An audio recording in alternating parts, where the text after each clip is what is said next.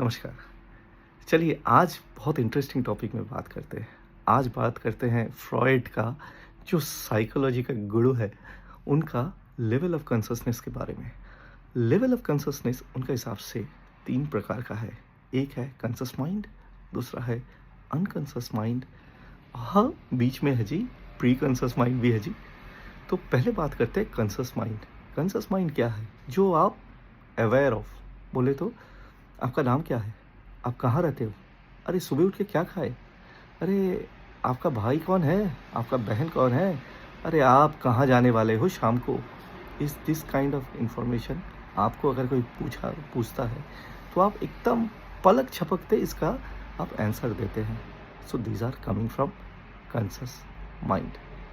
Pre conscious mind, जो information आप daily use नहीं करते हो, बट कुछ ऐसा नहीं रहता अरे यार याद आ रहा है बोल नहीं पा रहे, ऐसे टाइप का इंफॉर्मेशन अगर आपका जो है वो रहता है आपका प्री कॉन्शस माइंड में। जनरली उसको आप रिट्रीव कैसे करते हो? आपका मेमोरी बैंक से, ड्रीम से रिट्रीव करते हो, थोड़ा सोच के रिट्रीव करते हो। जैसा कि आपको अगर बताया जाता है, आप बचपन में कौन सा स्कूल में पढ़ते थे, शायद आप फट से बता दोगे। 4 दोस्त का नाम बताओ। थोड़ा सोचना पड़ता है। This are coming from pre conscious mind, जहाँ पर थोड़ा सा सोचना पड़ता है या आपके सपने में आता है। So there are all mechanism जो आपको इंफॉर्मेशन सर्व करता है। अगर आप आईटी बैकग्राउंड से है, सो अगर ये सब आप रिलेट कर सकते हो, से for example AWS cloud computing में ग्लेशियर, डीप ग्लेशियर रिलेट कर पा रहे हो? हाँ जी, यही है। अब आते हैं the most interesting part, unconscious mind, deepest level, जहाँ पर आपका deepest level of thought, fear, बहुत सारा चीज़ रहता है जो एकदम सप्रेस्ड रहता है और वो कभी भी ट्रिगर हो सकता है without any type of consciousness. Say for example it is not always pleasant. Say for example बचपन में अगर कुछ दुखद सा हादसा हो गया है और वो ट्रॉमा बहुत को होता है, वो ट्रॉमा सडनली अपीयर हो जाता है विदाउट एनी अवेयरनेस, या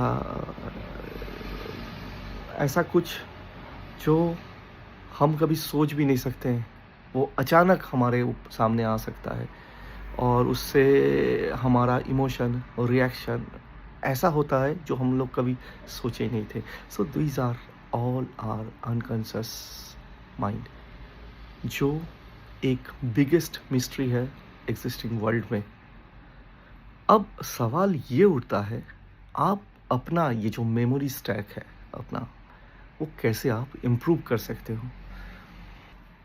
या द फर्स्ट वे, आप योगा कर सकते हो, मेडिटेशन कर सकते हो, आप डीप ब्रीथ ले सकते हो, अपने आप को थोड़ा टाइम दो, अपने आप को थोड़ा रिकॉल करो, शायद ये आपका इम्प्रूव हो जाए। कुछ कोई आप डायरी लिखते हैं, जर्नल लिखते हैं, so this are another way. कोई थेरेपिस्ट के साथ बात करते हैं यहाँ से ओवरकम, इसको इम्प्रूव करने के लिए कुछ ट्रॉमा या इमोशनल जो ड्रॉबैक्स है उसको इम्प्रूव करने के लिए। So this are the way आप इसको इम्प्रूव कर सकते हो। बट ऑल्सो आपको ये नोटिस करना है क्या क्या चीज़ आपको नहीं करना है। कभी अपना इमोशन को कंट्रोल मत करो। अगर आपको गुस्सा आता है तो गुस्सा हो जाओ, आपको रोना आता है तो रो लो, बट इमोशंस को कंट्रोल मत करो, क्योंकि इमोशन को अगर जितना आप कंट्रोल करोगे सो ये बैकफायर उतना जल्दी करेगी। सो इसका इफ़ेक्ट क्या है शायद साइंस को पता चलेगा, बट इमोशंस को कंट्रोल कभी मत करो। सो लेट इट कम, जो अंदर है वही बाहर आना चाहिए। So let it come. और भी बहुत सारा चीज़ है जो आपको नहीं करना चाहिए। से फॉर एग्जांपल, ज़्यादा सोचो मत। Over thinking can lead to having a big impact on your consciousness. ये प्रैक्टिकल कॉन्शसनेस में भी इम्पैक्ट है, ये आपका प्री कॉन्शसनेस में भी है, अनकॉन्शस में भी है आपका इसका impact. So stop over thinking और सपने में थोड़ा टाइम दो। मतलब आप क्या चीज़ का सपने देखते हो उसको डिसमिस मत करो। ऐसा नहीं है यार ये क्या बढ़िया सा सपना देखा, यार क्या बेकार सा सपना देखा, नहीं।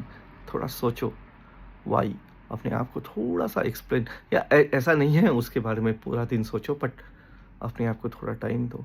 अगर कुछ सपना आ रहा है आपको, so and which is not good सपना, मतलब शायद कुछ अच्छा सपना नहीं आ रहा है, या कुछ ऐसा सपना आ रहा है जो आपको कुछ भी पता नहीं है, मतलब समहाउ आपका अनकॉन्शियस माइंड ट्रिगर कर रहा है, मेमोरी रिट्रीव कर रहा है, must be for a reason.